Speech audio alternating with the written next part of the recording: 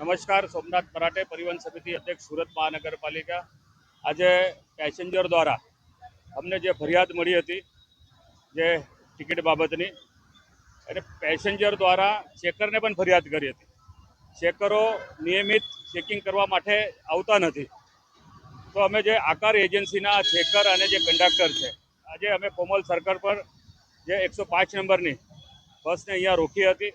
Conductor પાસે આજે જ નોકરી પર કંડક્ટર આવ્યો છે અને એની પાસે કોઈ પણ પ્રકારનો અનુભવ નથી, ખાલી ટી શર્ટ પહેરેલો છે, એની પાસે કોઈ પ્રકારનું આઈ કાર્ડ નથી, મતલબ આકાર એજન્સીનો બી કાર્ડ નથી અને એની પાસે બીજો બી અન્ય કોઈ આધાર કાર્ડ કે વોટિંગ કાર્ડ એ પણ નથી।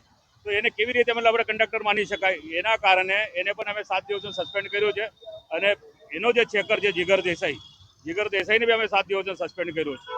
અને આ બંનેનું ખુલાસો આકાર એજન્સી નહીં આપે તો આકાર એજન્સી પર પણ મોટી કાર્યવાહી કરવામાં આવશે। આજે અમે જે ચેકિંગમાં અમે નીકળ્યા છે, જે બસ અમે પકડી હતી એમાં કોઈ પણ પેસેન્જર ટિકિટ વગરનો મળ્યો નથી, પરંતુ કદાચ એમને મેસેજ મળી ગયો હશે એટલે કદાચ ટિકિટ આપી ચૂક્યા હશે।